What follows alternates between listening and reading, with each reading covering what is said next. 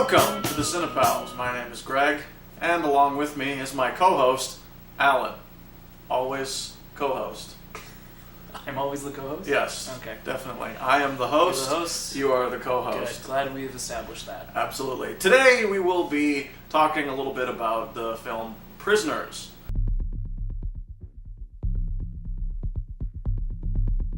Where are your sisters? I can't find them. Anna? Joy?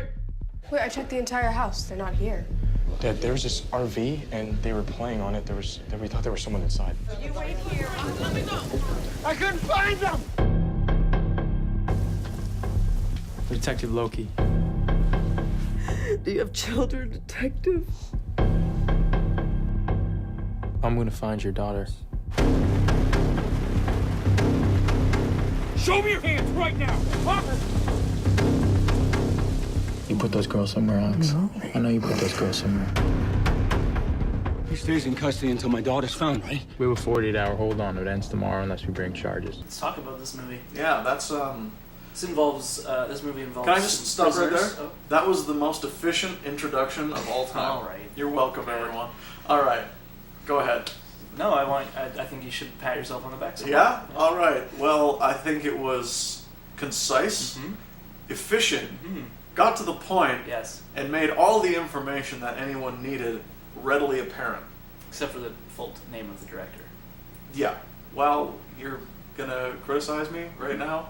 This is a movie with a couple families who are enjoying each other's company.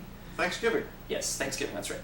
And they have both families have. Was it young released daughters. around Thanksgiving? No, because it was It was earlier before in the year, than wasn't that, it? right? Yeah. I I thought think it it was was- like early, like September or something. Yeah, I thought it was closer to Canadian Thanksgiving than Yeah. anything. Yeah.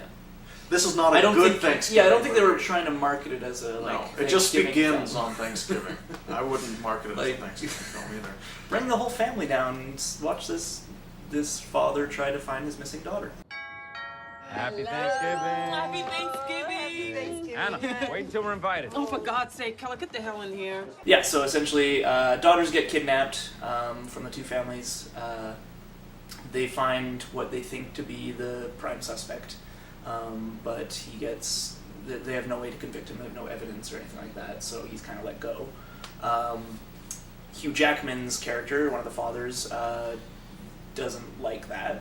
He thinks that this person is guilty and knows where his daughter is, so he kidnaps him and kind of puts him in this weird renovation. He's like renovating a house or something. Yeah, his grandfather left him an apartment complex, Right. but it's dilapidated and definitely needs to be reno. Yeah. And I don't exactly know what city this is taking place in, but right. this family isn't very well off. Right. Right? They can't even afford to help their son pay for half of a used car. Right. And I was thinking to myself while I was watching it again today, I was thinking to myself, why don't you just sell the land, right? Mhm. Sell the property. Right. And then I was thinking, well, I don't know what city this is, but probably no one wants to buy it. Right? That's fair. Yeah. There probably is no developing. It's not a very... The entire atmosphere of the entire movie is bleak, including the city they live in. That's true. Yes. But yeah, he brings this guy who he thinks to be the kidnapper to this old house, and essentially has him kidnapped and tortures him to try and find out where his daughter is. And that's the main thrust of the plot. Let's talk about it. What did you think, Greg? What did I really enjoyed it. I thought it was a very effective thriller. Not much more than that, though. I really liked that it was an original screenplay, not based on anything except for like probably some inspiration that the writer got ripped from the headlines. Right. Right. It's got some cliches in it. There's a lot of problems that I have with the script, but I believe the only thing I find actually subpar about the film is the script. Okay. In itself. I think there's a lot of jumps that the audience is expected to take, a lot of things that are forced on you, and I think the reveal was a little obvious. Okay. We'll talk about that in spoilers. Yeah, we'll talk about that in spoilers. But having said all of that, I think the movie is completely saved by cinematography first. It's beautifully shot by Roger Deakins, actually. Oh, of course. Yeah. That sounds right. And really well acted. Yes. Like, really well acted. The whole ensemble cast is fantastic and really, really well directed. Yes. So the script is actually a very minor problem when it comes down to it. Yeah. I think it's hard to watch sometimes as well. Sometimes unnecessarily so. Right. It is a bit long. It is 2.5 hours long. But I'm actually really impressed that a movie that isn't a big tentpole was allowed to have that room to breathe. Yeah, almost like a lot of Fincher movies are like that too. Yeah. Yeah. Yeah. And I had a lot of Fincher vibes from this movie. Very much so. Yeah. This movie could have easily been directed by David Fincher. It feels like, laundry's done. About time. Yeah, no kidding. Are you just gonna wait for that to happen? I forgot that it happened. I was in the middle of a thought. Well, You fucked it up. thanks, dryer. Alright. That's fine. You want to cut it? No, it's ready now. So All I don't right. need to do anything. It's with fine. It's dry. It's You everything's don't want dry. it to wrinkle, do you? I know how much you like do to you put want- yourself together. I have like some fresh towels. Do you want like? Are you feeling? Am I feeling cold? Yeah. Do you want I'm to good. grab a towel? I'm good. Let me go get you one right Let's now. talk about the movie. Okay. Alright. So this movie's about towels. Shit. Now I got towels on the brain. Tally's the worst character. It's like I'm walking on sunshine. Tally, open the door. Go away, I'm walking on sunshine. Where were we? David Fincher. Yes. Yeah. This could have easily been his next movie. Kind of wish it were. Yeah. Oh yeah. That being said, I think the director did a great job. Oh, yeah. Right. That I was think great. I'm looking forward to more of his work. Yeah. Because Incendies, I believe, is based on the play Yeah. It's based on a play called Scorched. Scorched, which I have seen. Yes. I think we both saw it. And yeah, we did. Yeah. And I hated it. Really, I Yeah. loved the play. I thought it was melodramatic and unbelievable and shitty. Oh. Okay. Cut right to And the point there. yeah, but this movie could have been all of those things, True. but wasn't. Incendies or Prisoners. Okay. And I'm sure Incendies is a well-made movie, and I'm sure it's a good movie. I mean, he got nominated for an Oscar for Yeah. it. So, I think I should see it. It doesn't work for me as a play. Gotcha. Yeah. Okay. That's my general thoughts without going into spoiler territory. Cool. Yeah. My general thoughts are pretty on par. I really liked the movie. I didn't know what to expect really. That's a nice thing, though. Yeah. right? I try to do that as much as I can nowadays. I'll watch a trailer maybe, and then that's about it. But yeah, I thought it was really well acted. Like that was my biggest positive takeaway. And yeah, cinematography was beautiful. It's an interesting film in that sense because you watch something like Skyfall or other Deacon work, and it's got a lot of like variation. Like Skyfall specifically, the locales and everything, it gives them lots of room for lots of like creative cinematography work. This one all taking place in one city. Obviously. Was there's- Skyfall Roger Deakins? Yeah, He's good. he's great. Yeah. I'm pretty sure it was. I hope so. Otherwise, Because I remember that was a big thing after I found out. I'm like, oh, again, like just now when Yeah. I found out Roger Deakins, yeah. I'm like, oh, He's that makes he's the sense. Coen Brothers regular Yeah. guy too. Yeah. And the work he does in No Country is Oh yeah. insane. Yep. But yeah, so watching this movie, it wasn't something that really like struck me immediately, but thinking about it, it's very well done cinematography wise, and I think that almost speaks to it because it wrapped me up in the story so much that it wasn't something like, oh, this is a beautiful shot or anything like. It's just like this is a beautiful movie. You know what I mean? Yeah, I do. I think a lot of that has to do with the direction because there's the David Fincher influence that's coming in where there's constant weather. Mm-hmm. Yeah. There's Yeah, like I thought of Seven a lot. yeah. when I was watching it. There's lots of 7 rainfall. Mm-hmm. Lots and lots of it. And then there's a scene where it's raining and snowing at the same time. Oh, jeez. And I'm like, why the hell? It's really cool, and it just makes you feel less like you're watching for cinematography and stuff like that, and more like you're watching an environment. Yes, exactly. Like the cinematography and the production design all work together and create a really, really nice, well, not nice, really bleak Yeah. atmosphere Yes. that these people seem to be trapped in. Yep. Yeah, I didn't have a big problem with the script as you did, but I will talk about that, I think, in spoilers more so. Because as you said, the reveal, I didn't see it coming. I didn't expect the reveal, as it were. I mean, I guess I've it's seen kind it, of I've seen it twice, so I really saw Right. it coming the second time. That's. No, I actually did. I should hope you would Yeah. see it coming. I actually did. Was like, it's this Okay. in the theater, and I never get that. I am the worst at that. Uh-huh. I'm like, oh, there's gonna be a twist in this movie. Yeah. And that is it. Right. And I never get it. Yeah. And I got it. Yeah, that's fair. And you know, I often struggle using the word twist. Well, and there isn't like the twist in this movie isn't really a twist so much as it is just solving the case. Yeah, that's what I mean. Yeah, because I think the word twist gets thrown around too much thanks to Shyamalan, and The Usual Suspects. yeah. Well, I think that was one of the first like big twist movies, I guess. But it wasn't like it wasn't a buzzword then. You know what I mean? It was Shyamalan that really like made the word twist. What the twist?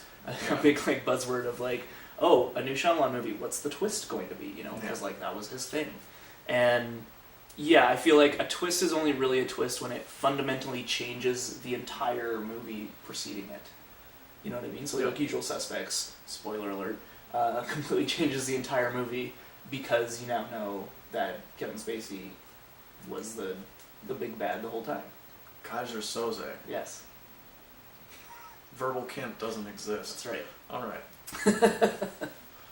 But you know, with this movie, I feel as you said, the reveal doesn't really fundamentally change the whole movie. It's just, as you said, solving the case. So it's just like I felt like it followed a progression enough that it made sense. And yeah, like we'll talk about more in spoilers, I guess, because I can't delve too deep into it without spoiling. So, shall we do that now? all right, spoiler talk about Prisoners. Spoiler if you haven't talk. seen Prisoners yet, then do so, and then hit play again. So just hit pause right now, watch it, and then continue. I'll skip to this time code. No, just watch it. It's a lot more fun if you just watch it. It's true. Okay. What in the world did you do? Someone has to make him talk, or they're gonna die. We're not gonna help kill him, but we won't stop him either. Let him do what he needs to. I know you know where they are. Where's my daughter? My biggest problem, as I said, was the script. First of all, it throws the biggest red herring at you, and I personally think it was just to extend the running time. It's not poorly done, but I think it's the low point in the movie. Right. It's You're talking about the dude. The dude that with he the sees, snakes yeah. and the labyrinth all drawn on the walls, Right. and all that shit. Like, I understand that was a puzzle piece that needed to be put in to lead to the next part, but it was such a huge detour. Yeah. And it was such a big red herring. Right. Where it's just like, okay, the thing is, it was such a big red herring that it felt like a satisfying ending. I see. Like, oh my God, Hugh Jackman was wrong all along. Yeah. This was totally, he was wrong all along. Oh, and now we have to see him deal with that. Yeah. I thought that was going to be really interesting, right? If that's how it played out. Right. The fact that it was a red herring was just like, oh. Yeah. Now Yeah. it's now the fact that I called Melissa Leo being the bad guy is true, and that Paul Dano was abducted. He was the kid in the video. Yeah. all of this will make sense if you see the movie. Of course.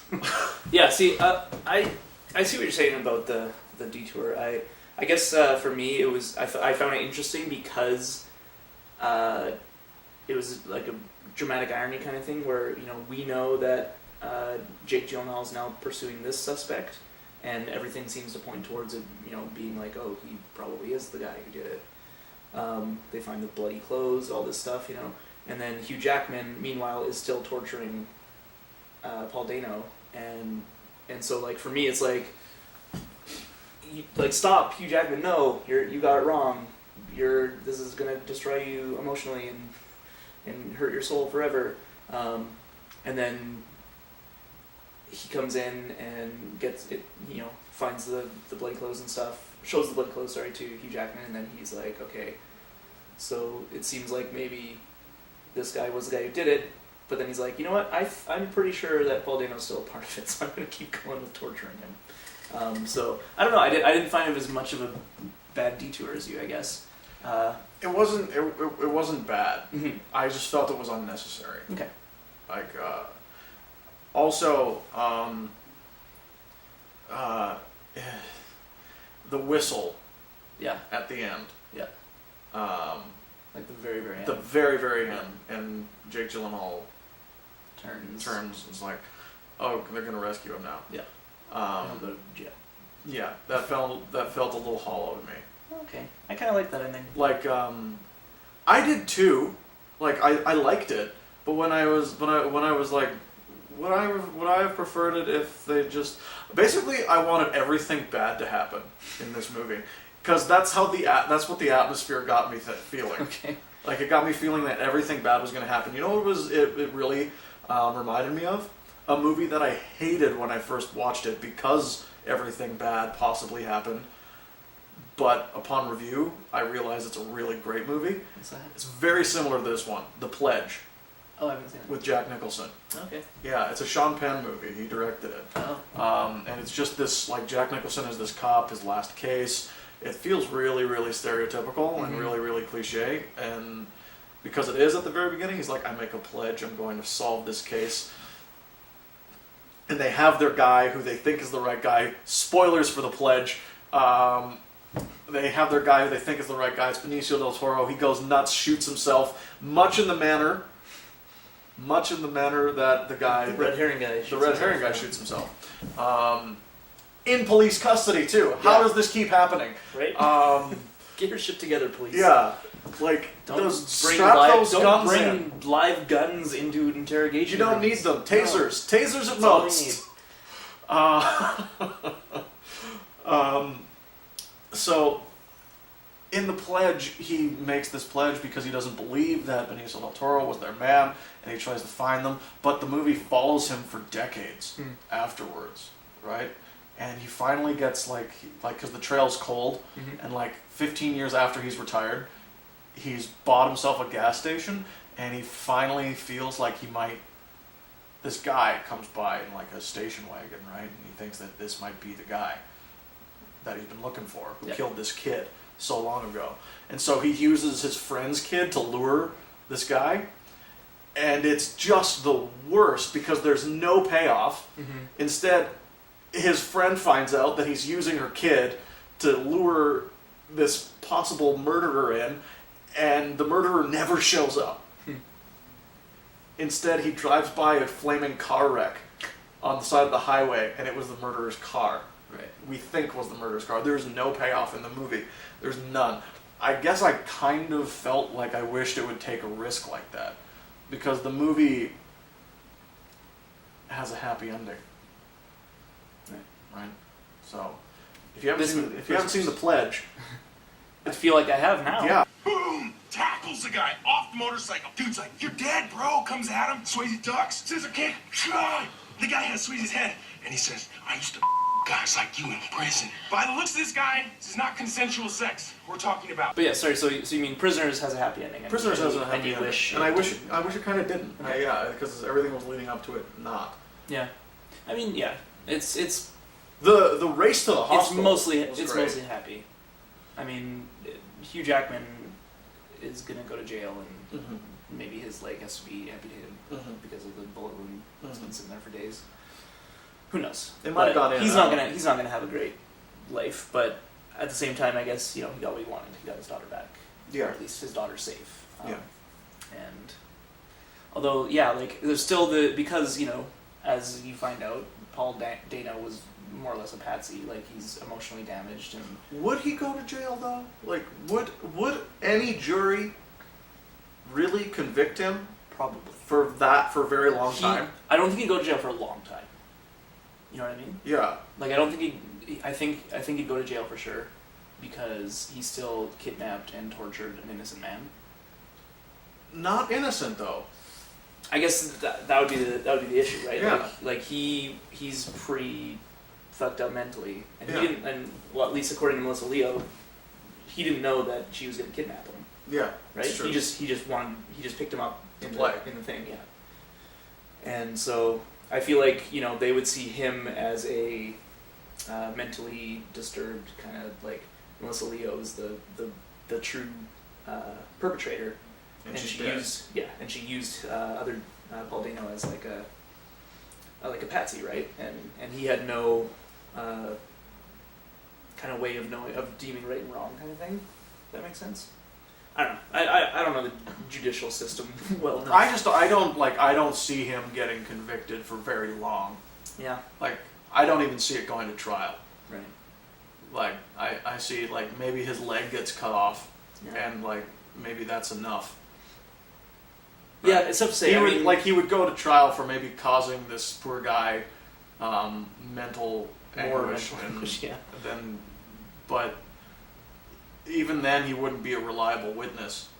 Yeah. Right. I mean, because Paul Dano's there. Yeah. But who would be willing to say under oath that Hugh Jackman was the one who did it? Sure, he ran and everything, but Paul Dano was the only witness. Well, no, there was the yeah, they're not going to testify against him. This is all a hypothetical court case that I'm defending right now. Well, I want to see that movie. Yeah. That sequel. Prisoners 2, the legal ramifications. Also, I didn't like how we didn't really understand much of Jake Gyllenhaal's character. Yeah, you didn't get too much, like, background or much, you don't know what his, like, family life is like or anything like that. Or where these tattoos are from, or what these rings mean that he wears. Well, I hope they have a flashback episode devoted to his tattoos. In the sequel? Yeah. Or in the series, though. Where he goes to, like, Thailand and... Oh, yeah. And meets a hot young Thai woman. Yeah. And they surf and he gets beat up. Yep. Yeah. And then he forces her to tattoo him. Best episode of the show. Hands down. Sorry, it just reminded me of Lost. I know it reminded you of. Do you remember that though? Like, people... 6 wasted years? Yeah, I remember that. What do Jack's tattoos mean? Who cares? Exactly. But then they're like, let's do an episode about it. And then everyone's like, oh yeah, I really didn't want to know that. Yeah. Why was I curious? It doesn't matter. Why was I curious about Nikki and Paolo? Where did they come from in the first place? Did the smoke monster make them? The smoke monster... They sure as shit weren't on the plane in the first 2 seasons. Retcon. Okay. Anyway. We should do a Lost episode where we just talk about the entirety of the Lost series. I wouldn't mind doing that. That would be fun. That would be fun. Yeah.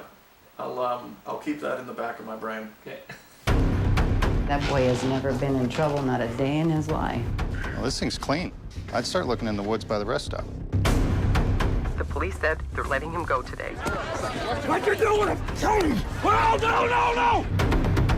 Day 6, and every day she's wondering why I'm not there. You told us that you could protect us from everything. Why did you look for my daughter? Alex.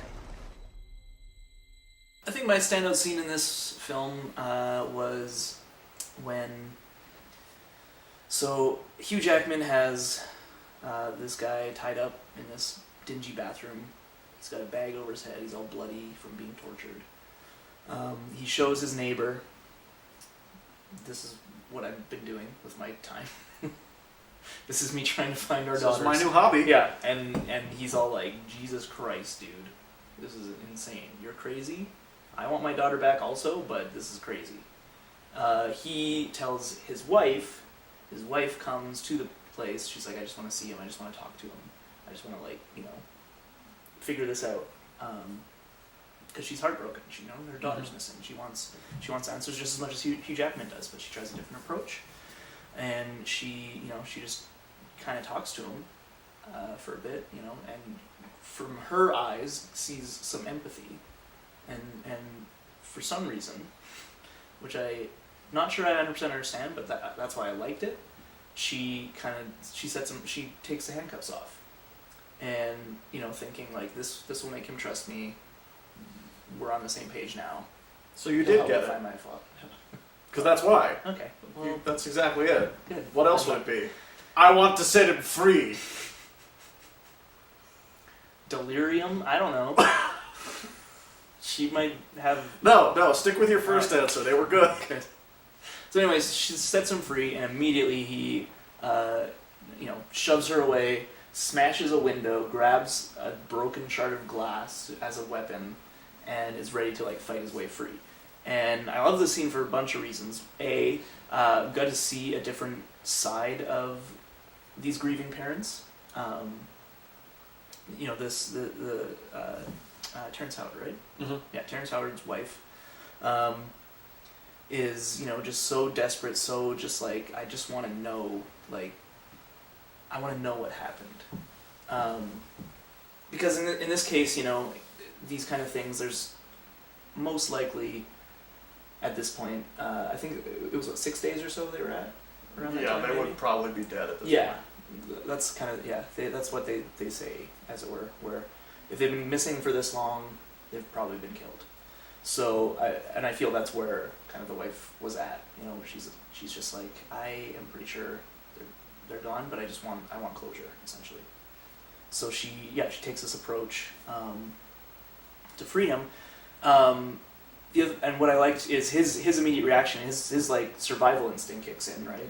Which once you find out what his character's all about, really makes sense. But it also immediately paints, you know, continues to paint him as like most likely the guilty party, you know,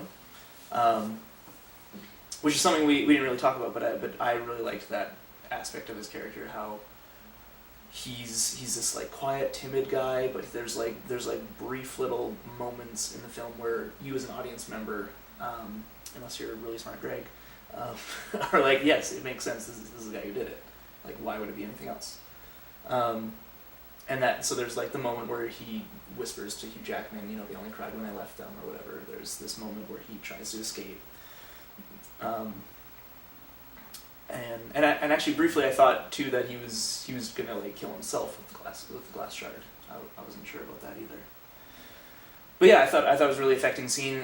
Really like painted a lot of interesting aspects of the characters, and it veered away from just what most of those scenes are, where it's just Hugh Jackman yelling at him and torturing him, and we got to see a different side of that. So yeah, I thought it was really good. That's my scene. Great. It's great. It's great. It's awesome. Great. That's super duper. Good. Mine was the frantic ride to the hospital. Ah, yes. It was a great scene. Yeah. Really well shot. Mm-hmm. Really well shot. I remember being in the audience and was just like, make it! Because Mm-hmm. like, the tension's like, he's probably, like, I honestly thought he was just gonna kill them both. Like, crash. He was gonna crash and they were both gonna die. Yeah. Like, which is great at that point. Like, the movie could have still been everything I wanted it to be, with his daughter dying and the detective dying in a flaming car wreck. Just, we got so close. And Hugh Jackman dies in a pit. Alas, it was not to be. I like the ending. Who am I kidding? It was well done. But I think it's a great example of Roger Deakins' ability to play with light. Mm-hmm. This is the only moment outside of the children, like the little kids' bedrooms, that has bright colors Yeah. in it in the movie, and they're It's just like they're the traffic. Yeah, the traffic lights, traffic headlights moving over, like the car lights, tail lights, street lights, everything combined into like this crazy kaleidoscope vision. And and it's just Jake Gyllenhaal slowly fading and like trying his hardest to get there, but just like you can because a bullet is you can grazed his and you face. can feel that too as you watch it. You can just feel him like It's really great acting, and it's a really well shot scene. I've seen those scenes many times. Like you see those scenes a lot in movies, where it's like, is he gonna make it? He's falling asleep. But he makes it. No, I really like this movie. I thought it was, as I said, really well shot, really well directed, really well acted. I thought the script was fine. It wasn't hugely surprising. It's not like anything was a major new idea or anything like that. But I thought for what it was very interesting and very. It was a new take on a like a kidnapping thriller. I think, in the sense that usually it's here's the bad guy. Let's follow the bad guy, or there's no bad guy at all, like, and it's just them trying to find them until the very end. That's what a lot of these thrillers will be like. Either we know who the bad guy is throughout, or it's a complete mystery until the very end. I thought it was interesting that there was a bunch of characters that popped up that you never really knew for sure about, and not only that, but the kind of main suspect, as it were, gets thrown into this completely other plot that I can't think of any time I've seen something like that before. Vengeful father takes kidnapper. The title is very apt. Yes. After like after that happens, I'm like, oh, that's why it was the title. Yeah. Right. Because if it was just the two kids who got kidnapped, right? I wouldn't really understand like why is it called prisoners, right? Like obviously they're being taken and there's plural, right? Yeah. But the idea of Paul Dano's character being taken, he is truly a prisoner. And I'd argue Hugh Jackman is very much a prisoner as well. Yes. Throughout this film. Yes. Very Emotionally. Good. Oh wow. Very good. Thank you. My final thoughts are: I recommend it. Go see it. It's a welcome addition to this genre. It's an original screenplay. It has problems like all screenplays do, but they are minor.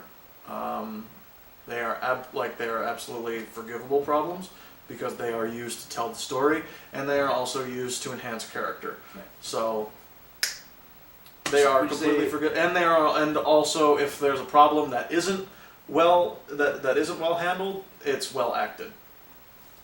So all these problems I can look over. One of the things that I remember most about seeing this movie in theaters is coming out of the theater and saying to myself, why would anyone want to watch this? Because it's so bleak and depressing. Yes, because it's about a terrible subject. It's about it's done in a very, very bleak, hopeless way, and the movie is made that way. It makes you feel that way. It puts you in a dark, dark place. Yes. And it doesn't get you out. No. Even the very, very small, like the whistleblowing at the end, which is just like, it's kind of like, help, hope, over here. It was like that scene in Titanic. What scene in Titanic? Oh, right. Come back. Come back. Come back. All right, come back. But the difference is, it ends there. Yeah. Whereas Titanic has 20 more minutes of old lady talking. Oh, that would have made it better, right? If the just I ended love there. That ending. That would have been dope. Final rating. See it. See it. 8 out of 10. 8 out of 10. Is this our highest rated movie you've seen? No. No. It's 12 Years a Slave. 12 Years a Slave. Yeah, of course. Yeah. 9.5. I think you would be interested to know that the rating on Rotten Tomatoes is 80%. Wow. Yeah. I am right on par. Yeah. With the average. There you. You are not above or below. I am so mediocre. If you were a golf score, you'd be 0. I would be par. Congratulations. All right. Next week, we will be reviewing Anchorman 2. Oh, the legend continues. The legend continues. Yes. Great. Yeah. That'll be a good one to ring the new year in. I think so. Yes. I think so. This will be in 2014, but yeah, absolutely. And keep your eyes out for our bonus episodes. Coming your way soon. What will they be about? Ooh, spooky. It's not Halloween. It's not Halloween stuff. No.